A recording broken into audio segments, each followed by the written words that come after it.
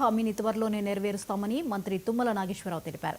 రాజన్న సిరిసిల్ల జిల్లాలో నేతన్న పొదుపు నిధుల విడుదల కార్యక్రమంలో మంత్రి అడ్లూరి లక్ష్మణ్ తదితరులతో కలిసి పాల్గొన్నారు.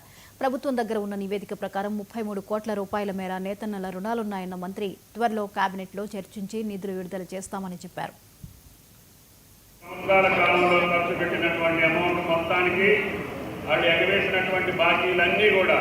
ఒక్కొక్కటి జమ చేసుకుంటూ వస్తున్నాం. ఇప్పటి వరకు దాని దగ్గరగా అన్నీ కూడా మేడం గారి కృషి వల్ల రిలీజ్ చేశాం. ఇంకొకటి ముఖ్యమంత్రి గారి వాగ్దానం, మీ కోరిక, మీరు అడిగినటువంటి ప్రశ్న, మాకు కూడా రుణమాఫీ చేస్తే బాగోదా? రైతులకు చేశారు కదా. భారతదేశంలో ఎవరో చేయలేనటువంటి పని రేవంత్ రెడ్డి గారు ఒక 9 రోజుల్లోనే 9,000 కోట్లు వేశారు.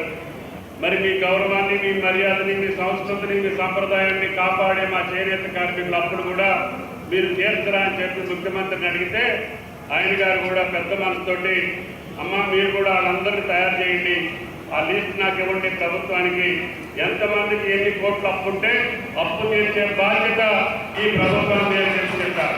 కూడా ప్రిపేర్ చేశారు.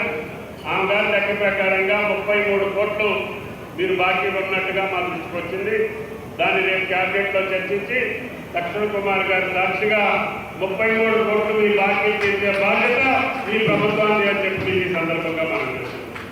అదేవిధంగా మీ ఆర్ఎండ్డి అడిగితే సాక్షాత్తు గౌరవ ముఖ్యమంత్రి గారే వచ్చి మీ చిరకాల కోరికది మాకు ఇక్కడ డిపో కావాలని అడిగితే వేములవాడలో పెట్టించి ఇప్పటికే 2,500 మందికి మెట్రిక్ టన్నులు సుమారు 100 మ్యాచ్ సొసైటీలకి ఎవరికైతే అవసరం ఉంటుందో ఆ చేయి తిరిగినటువంటి చేనేత కార్మికులకు సహాయపడాలని చెప్పి యారెంటీ డిపో ద్వారా